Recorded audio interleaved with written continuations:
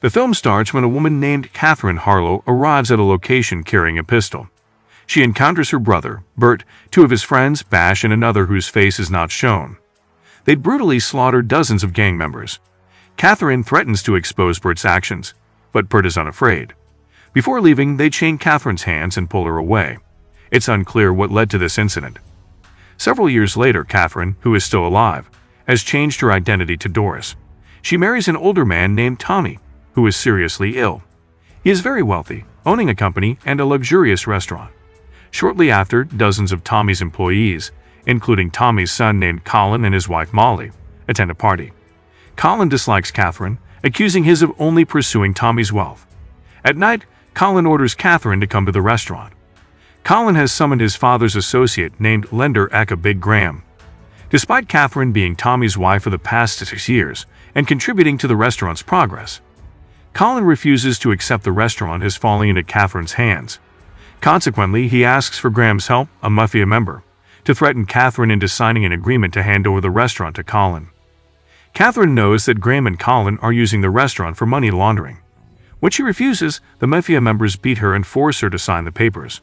The story then switches to a man named Ethan, who is recruited to join the banished brawlers gang. He is taken by a member named Brew to their headquarters, which has the symbol 707 with a spider logo. The gang's headquarters is located in a nightclub, one of the drug and pancake trading bases. The banished brawlers gang, led by Bert and his right-hand man Joel, the characteristic of this gangster is recognizable by the river tattoo on its neck. Brew introduces Ethan to Joel, who considers him fragile due to his tiny body. Ethan then taken by two other members named Maddie and Johnson. They will test Ethan's mental toughness for recruitment into the Phoenix crew, still part of the banished brawlers gang. Afterward, his head is covered, and Ethan is taken to a bar where the 5 members of the Happiness Ghouls gang are present. Maddie deliberately picks a fight with their gang member named Gary, and a brawl ensues. Despite his tiny body, Ethan bravely faces the attackers, and eventually the 3 of them are kicked out of the bar, even Gary stabbing Ethan in the stomach. Returning to Catherine, she meets her friend Whit to ask for help. After the events from her past, she is determined to seek revenge on the banished brawlers gang. Therefore, she hopes to receive her share of Tommy's inheritance for her mission. It is revealed that Maddie and his 2 companions are nicknamed the 3 Phoenix Rivers, which is the lifeblood of the banished brawlers. They have 13 branches of nightclubs, and 707 is the center headquarters, where they provide the needs for each unit, including cash, alcoholic beverages, and entry tickets. This beautiful woman is Meredith, Bert's daughter, the gang leader, and a drug dealer. As for the club visitors, back at headquarters, Joel is displeased with Maddie's actions. It will trigger a renewed war between the 2 gangsters, especially if Bert knows about this problem. Meredith had time to acquaintance with Ethan, who became a new member. Joel is angry at Meredith for marketing the drugs concealed in bullet casings. Despite the disapproval of Joel and Bert, especially Bert being abroad, and Meredith feels fearless. Suddenly, Maddie beats Avron, Bert's nephew, who provoked his emotions, and Joel has to intervene to break them up. Eventually, Tommy dies from his illness. Will Catherine, also known as Doris, failed to obtain her inheritance. Due to the problems caused by Maddie, now all banished brawlers gang members must meet with the Ghouls gang in a track. Joel invites Bash to join them. They use distinctive antique cars, a hallmark of the gang. Meanwhile, Catherine meets Colin at his house, hoping to change his decision regarding his father's inheritance, which should rightfully go to Catherine as Tommy wished. However, due to Colin's stubbornness, Catherine suddenly restrains him, tying his hands and neck with cable ties. Without hesitation, Catherine burns the letter and shoots Colin dead. What Catherine did according to the agreement with Molly. Another fact is revealed that Catherine assigned Ethan to infiltrate as a member of the banished brawlers gang for her revenge mission. The banished brawlers and the ghouls are now facing each other.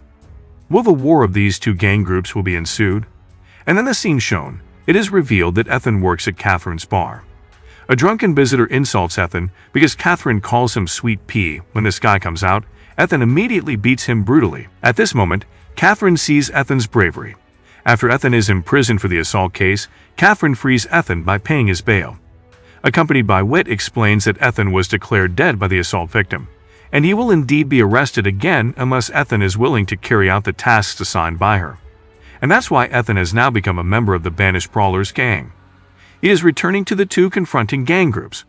a lieutenant from the ghouls named Konstantinov, demands that Joel surrender 3 of his members who caused the problems in the bar.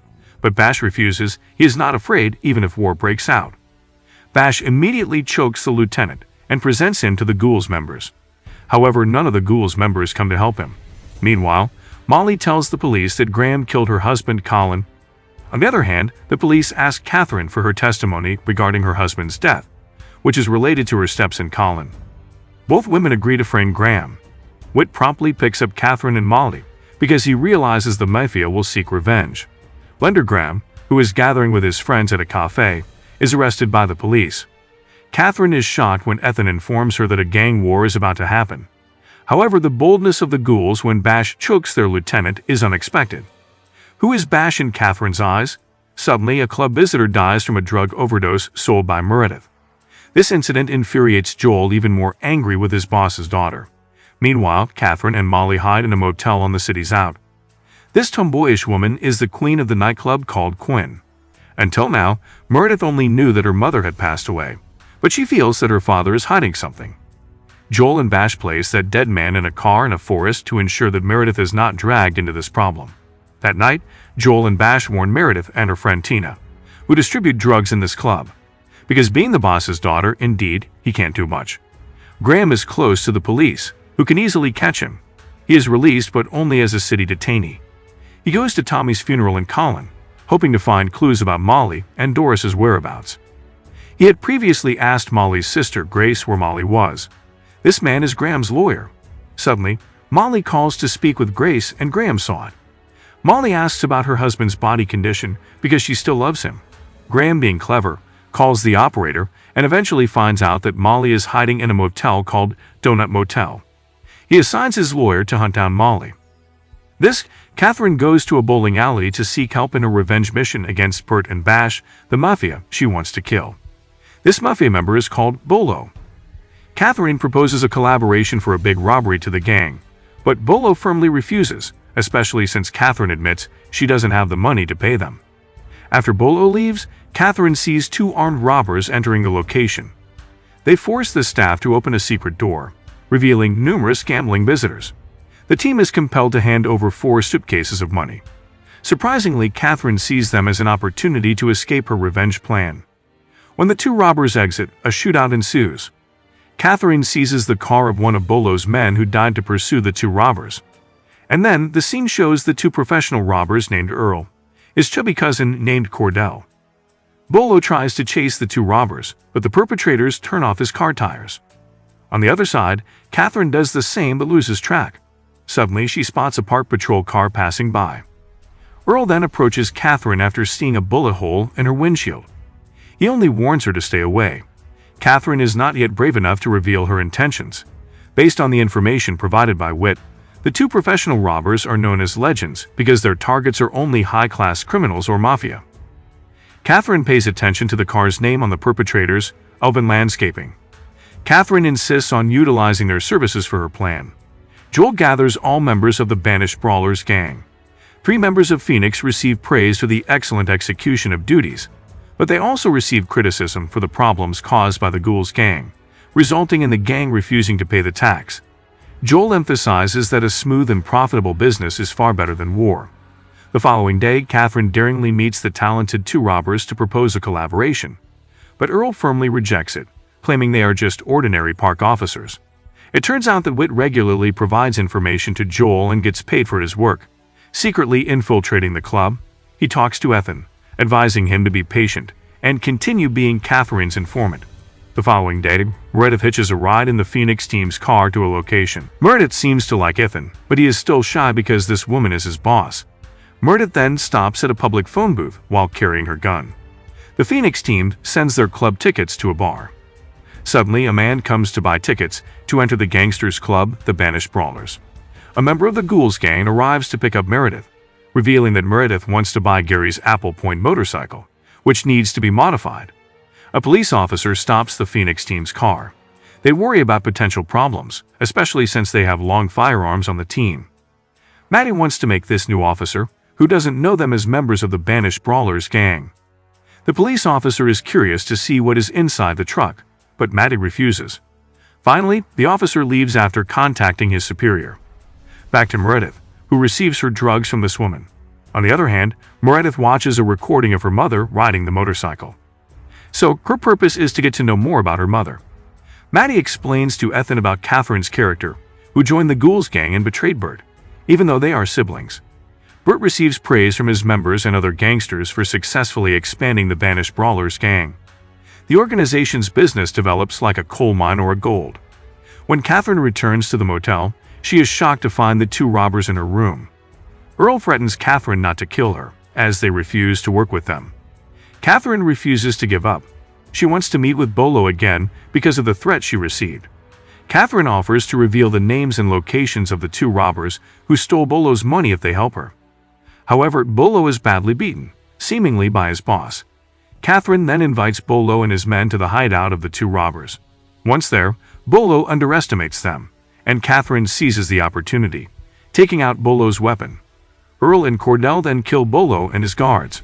Is this a sign of agreement that the two robbers will accept Catherine's offer? And the scene shows the story of Bert, Bash, and Joel is shown in fragments at the beginning of the film, piece by piece. It is revealed that Joel has just joined the Brawlers gang. He eliminated all the members with his weapon, and then covered their heads with bags featuring the Ghouls gang's signature symbol. What is Bert's true motive for these heinous acts? It seems that Joel regrets his past actions. Meanwhile, Molly spends her time tidying up her motel room. Afterward, she goes to the motel reception to ask for the location of the nearest train station in town. Is Molly trying to escape from Catherine? Catherine finally gets the green light from the two professional robbers to carry out her plan to rob the Brawlers gang. If necessary, they won't hesitate to kill. Joel has a meeting with Jukes, the gang's boss. To resolve their issues, Joel reduces the Ghouls' taxes and assigns them power in the eastern region. Joel does this because he doesn't want further wars. Beside the mafia members and drug addicts, it turns out that dozens of corrupt police officers regularly visit Club 707. The police chief informs Joel that one of his subordinates once spotted Bert at a location. So far, Bert has been reported missing, but his whereabouts are still unclear. Suddenly, he asks for drugs frequently circulated in this club. Although previously, Joel forbids Meredith from marketing that stuff now, he is forced to ask for them. When entering the restroom, the police chief recognizes Ethan, who he previously arrested. Of course, Ethan is worried, but since he is now a member of the Brawlers gang, Maddie calmly advises him. Catherine, accompanied by Earl and Cordell, leaves the motel to gather information about their plan, while Molly is left alone in her room. At the same time, Big Grom's lawyer arrives at the motel. The motel staff is afraid they can't prevent it when he takes all the keys. He checks each hotel room, one by one, until he finds Molly. Meanwhile, Earl explains to Catherine that their targets are mostly mafia members involved in drug smuggling. Until criminals pose as priests, Catherine assigns Ethan to seek information about the Brawlers gang's safe. When the psychopath disguised as a lawyer, Molly secretly takes an iron, because she feels her life will end if she doesn't fight back. When holding a wire, Molly strikes the psychopath's face with the iron. But it doesn't hinder him. When Catherine and her team return to the motel, they find Molly's blood-covered body. Molly managed to fight back and kill the psychopath sent by Big Graham. Let's return to Joel, who has a daughter named Lila, whom he takes care of alone after his divorce. After the incident, Earl brings Catherine and Molly to his house. Molly initially wants to escape, but decides to go wherever Catherine goes. Though a bit reluctant, Bernice can accept them. When Catherine explains that the person who sent the psychopath was Graham, surprisingly, Earl and Cordell laugh, because they know Graham well and have robbed that mafia 6 times. Earl then shows the characteristic masks of the two robbers, nicknamed the Monster Ring. The next day, the team departs with their weapons to the city where the Brawlers gang is located. This time, Joel's past is revealed, where he had a close relationship with the Brawlers member named Rita. One day, both of them, accompanied by Johnson, entered a bar, and shortly after, Joel came out with injuries. From that moment, Joel and Rita began a love story that eventually led to the birth of their daughter. Currently, Rita has started a new life outside of the gang, and Joel wants to protect her daughter from the gangster life, so he decides to hand Lila over to Rita. Rita is willing to accept her, but ensures that Lila will never meet Joel again. When Catherine calls, Maddie picks it up because Ethan is still deeply asleep. Fortunately, Maddie has not suspected Ethan's disguise. While playing baseball, Ethan reveals his identity as a killer while working at a restaurant. Afterward, he flees and joins the Brawlers gang. Beautiful Meredith confesses to Joel that she plans to start a new life outside the gang with the antique motorcycle she bought. However, Joel feels incapable of doing the same as he is trapped in it. Gary visits a barber shop belonging to Percy to deliver his tax payment to the Brawlers gangsters. Catherine and her team are already observing the shop. Percy looks like he is hiding his fear when Catherine comes to see him. It turns out that Percy is selling tickets to the Brawlers Club. Catherine wants to ensure that Percy believes that Catherine is a traitor who joined the Ghouls gang to slaughter the Brawlers members. Seeing her angry expression, Earl quickly grabs the gun hidden under his jacket, and suddenly this happens. Catherine swiftly shoots Percy and his subordinate. Fortunately, Earl survives from being shot because he is wearing a bulletproof vest. The Phoenix team is going to Percy's store and had crosses with Catherine and her team. Maddie and his two friends were shocked to see Percy covered in blood and wearing the Ghouls mask. Catherine makes the murder look like the work of the Ghouls gang, hoping to reignite the war between the two gangs. Joel and Bash immediately rush to the crime scene upon hearing of Percy's death. The one who feels the most grief over Percy's death is Bash. He speeds to the Ghouls gang's headquarters. He takes a handspike from the car trunk and enters the bar. Bash, who furious, he slaughters 5 members of the Ghouls gang, and the last person he kills is Gary. Joel and the Phoenix team arrive too late and cannot prevent the tragedy. Word is revealed that Percy were comrades during the war. At that time, Bash had already become a member of the Brawlers gang, but Percy didn't want to get involved. However, he was still willing to help the gang's family. And this is Bert, the leader of the Brawlers gang, chooses to isolate himself far from headquarters. Quinn comes there to inform Bert of the current situation. If Bert doesn't want the gang organization he built to disappear, he must return. Fed up with what has been happening and the tasks given by Catherine, Ethan finally destroys his phone. This is absolutely dramatically injuring Catherine as she can no longer contact her informant. Bert finally comes down the mountain to rejoin his gang members. Well, this feared Bert will lead directly to the war against the Ghouls. After her boyfriend's death, Gertrude expresses her sadness to Meredith. Even so, she feels resigned, and both agree to start a new life outside from their respective gangs. All the members of the Brawlers welcome Bert's return. However, Bert doesn't respond much. Instead, his nephew approaches him. Bert chooses to meet Bash at his house. He understands Bash's actions, and now, they must plan the attack before the Ghouls gang takes action. Meanwhile, Joel has a meeting with Jukes. Jukes confirms that Konstantinov and Gary have no connection to Percy's death. However, Joel can't easily believe it. With Bert's return, these two gang groups will undoubtedly be involved in a war. At night, Bert returned to the base and greeted the Phoenix team. All the Brawlers members gathered to pay attention to the war speech delivered by the top leader. For him, the death of one member is the same as hurting the whole body, so there is no room for retreat or fear. It's time to fight. Meanwhile, secretly, Catherine visits Bash's house when he was asleep. When Catherine is about to shoot him, Lila suddenly appears, causing Catherine to change her mind. It turns out that the tattoo on Catherine's hand matches Bash's hand. Before she leaves, Catherine leaves behind her bird doll. Joel finally hands Lila over to her biological mother with a heavy heart, but it's all for the sake of her daughter's well-being. In the morning, Bash was surprised to see the bird carving, reminding him of someone special. Phoenix team. Especially Ethan was shocked when Catherine visits them. She was just curious about their uniforms. Ethan appears nervous and afraid as his identity is about to be exposed. However, Catherine only wants to give Ethan a new phone to stay in touch.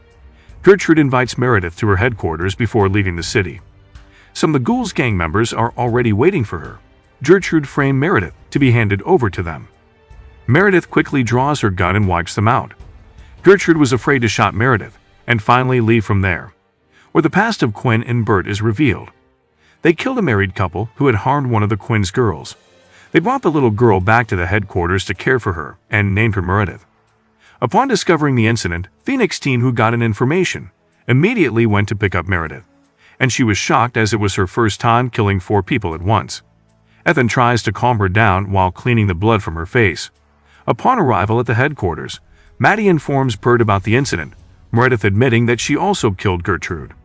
Bert knows that Meredith wants to leave the gangster family, but Bert reminds her that no matter how far she goes, she can't separate herself from her identity as a member of the Brawlers.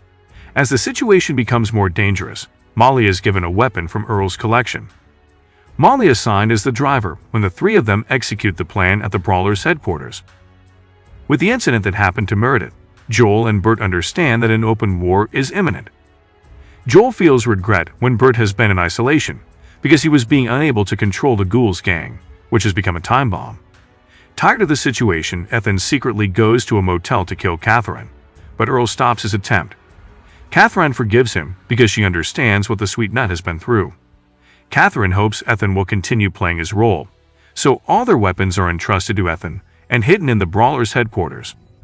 Joel bravely goes alone to the Ghouls gang's headquarters to meet Konstantinov. They discuss what happened to Meredith, which Joel thought that had also planned by Jukes. However, the lieutenant didn't expect Joel to finish him off. Bert asks Phoenix team to deliver meetings between several chapters or other gangsters under the command of the Brawlers. At night, Catherine and her team infiltrate the club wearing masks. While Molly stands by in the car, carrying the tickets, Catherine and her team are allowed to enter without took out of her mask. After incapacitating a member who was guarding the back door, the three of them immediately grab the hidden weapons by Ethan. The team forces the officer to open the safe. It turned out that the safe was empty, without a single dollar. The problem escalated when the Queen discovered their actions. With no other choice, the three of them had to escape from the club quickly. Meanwhile, Quinn deployed her armed girls to kill the three masked robbers, leading to a fierce shootout. One by one, the Brawlers members were eliminated. In his action to fight back, Cordell was injured. Catherine had to confront the Quinn, but she only realized it when she saw the tattoo on her hand. Catherine and her team managed to escape from the club.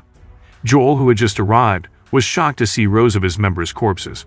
And we moved to where the past story of Whit was revealed when he was tasked to finding lands and buildings previously used as locations for several Brawlers gangster clubs.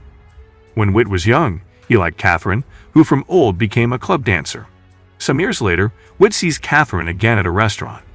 Since then, Catherine asks for Whit's help in her revenge plan against Bert. Phoenix team, who is on duty, suddenly stop their car after getting news of an attack at headquarters. Quinn is convinced that Catherine is the culprit. They are shocked that Bert's sister has disappeared. Now, they realize that Catherine did the murder of Percy to provoke conflict between the two gangs. Joel is just curious why Catherine also wants their money, and that is what they need to find out. Catherine appears disheveled as her mission to seize the gang's wealth has failed, especially after she made promises to Earl and Cordell. Cordell suffers a severe stab wound in the back, and Molly helps sew it up. Earl initially blames Ethan, but Catherine feels his mistake because she knows that in the past, the Brawlers always kept their money in the vault. Earl decides to end their partnership. He advises Catherine to solve the issue and move on her life. Avron showed a bag of weapons to Brew we found in the back room.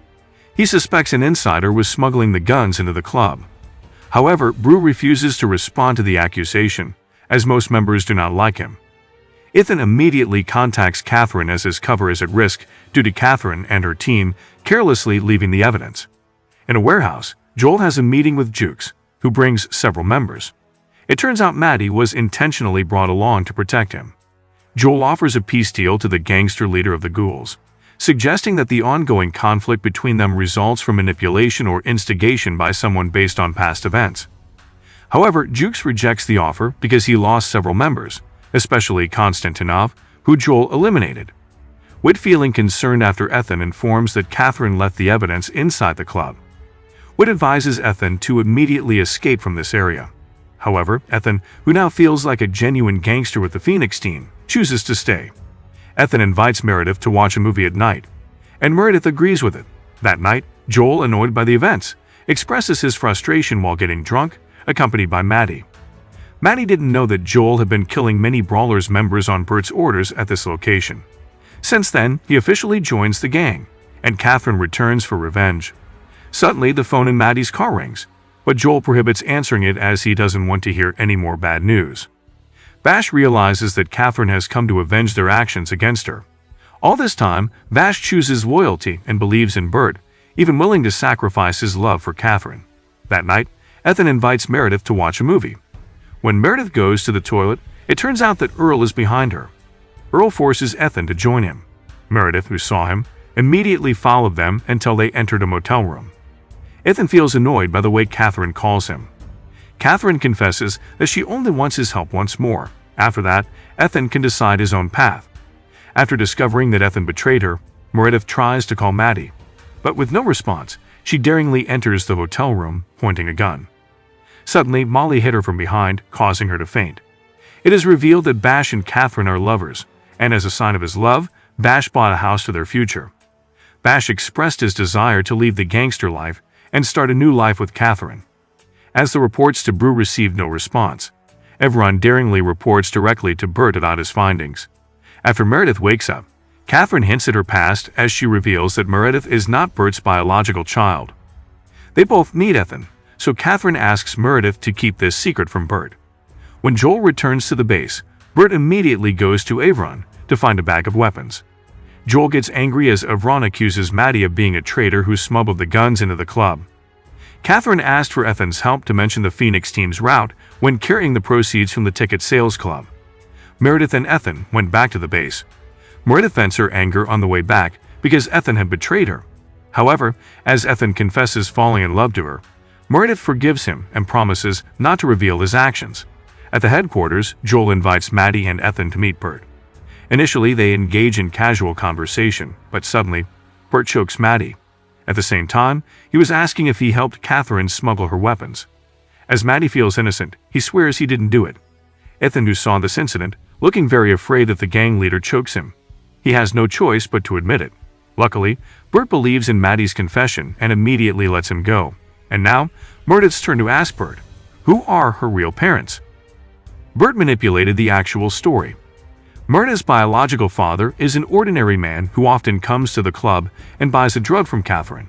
Because he cannot pay again, he treats her indolently until Catherine, who is Revenger, kills Meredith's biological father. Since then, Meredith has been taken to the club and raised by Bert as his adopted child. Catherine asks her team to help seize the money from the brawlers the Phoenix team brought, as well as to remove Ethan from the group. Meredith asks Quinn if it's true that Catherine killed her parents, as Bert claimed. Quinn says yes, even though she and Bert were killed Meredith's parents. Ethan, who is angry, sets a trap for Avron to meet Brew in the back room. In reality, here Ethan instantly eliminates him. There are two fundamental reasons. First, he doesn't want his disguise to be exposed, and second, his loyalty to the Phoenix team. Meredith admits to Bert that she met someone with a neck wound. Afterward, she goes to a motel and sees Catherine in room number 126. At the same time, Bert assigns Joel to bring some members to the motel. Meanwhile, Catherine visits Bash at the house that was once gifted to her. Coming by carrying a shotgun, Catherine seeks revenge for Bash. Here, Bash didn't want to fight her at all. Bash's leg becomes her primary target. Ethan asks Maddie and Johnson's help to dispose of Avron's body. Dozens of Brawlers members invade that motel. Quinn and Bert enter the room, but find no one inside, while Joel asks the hotel staff about Catherine. It turns out that Earl is there, holding a pistol hidden behind a book. Cordell and Molly are hiding in the secret room. Joel sees his neck wound as described by Meredith's story. As he claims not to recognize her and is holding a weapon, Joel finally chooses to retreat. Catherine stabs Bash's body multiple times. When Catherine is about to execute him, suddenly, other members arrive to save Bash. It is revealed that when Bert was young, he killed her bitter and weak father. He even burned down the house and left with Catherine. She claims that her gangster spirit comes from their mother's DNA, but Bert's deep affection for his sister changes, as shown at the film's beginning. Catherine is tortured and dragged by a car, resulting in severe injuries all over her body. Surprisingly, the one who saves her is Quinn. At that time, Quinn had already warned her not to go to Bert's location and massacred his members. Once her wounds heal, Quinn tells Catherine to go far away. But if she intends to return for revenge against her brother, she will need this pistol. Back to the Phoenix team, who work together to dispose of Avron's body. Meanwhile, Bruce succeeds in saving Bash, who almost dies due to numerous stab wounds. In resurfaces, Graham discovers the hotel room where his lawyer was executed. With a cup of drink from the bowling alley, Graham got information from Tolly that Catherine, he was hunt, receives assistance from two robbers known as the Monster Ring. Bert and Joel return to the motel to threaten the motel employee into revealing with whom Catherine frequently met at that location. Finally, Joel realizes that he is Wit, a member of the Ghouls gang with his iconic bird mask, tailing Rita and her daughter. When Wit visits the club, Bert immediately hangs him. Finally, this gang leader finds out that the traitor is Ethan. After Whit dies, Bert seizes his phone to contact Catherine. Catherine was shocked to hear Bert's voice on the other end of the line, realizing that Whit has been killed and Ethan will be the next target. When the Phoenix team is on the way, Catherine and her team immediately intercept them. One bag of the Result Sellings tickets club loot, including Ethan, who forces to join. Just escaped for a few moments. It turns out that Maddie and Johnson successfully intercept them by cutting them off.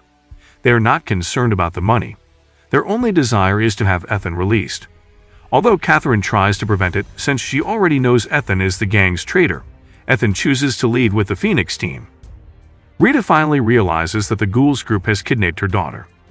Meredith unexpected that Bert knows that Ethan is the traitor, so she sends her members to hunt down Ethan. Again, Meredith struggles to warn the Phoenix team. Joel was shocked when Rita brings badly about his daughter after seeing the sack mask she carries, while Earl has to go and rescue Bernest, who is held hostage by Graham. Catherine contacts Bert to settle their issues face-to-face, while Meredith quickly goes to save Ethan. Matt was surprised to see dozens of Brawlers members chasing after them. Eventually, Ethan confesses that he is a traitor working with Catherine. Will Maddie surrender Ethan? He and Johnson choose to retrieve their weapons and eliminate them. Ethan, whom he considers his brother, is more important than any other member.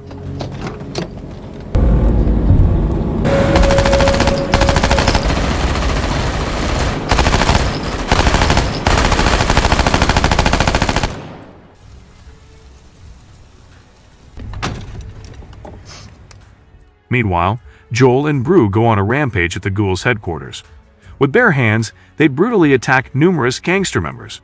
And finally, Joel eliminates the leader, Jukes.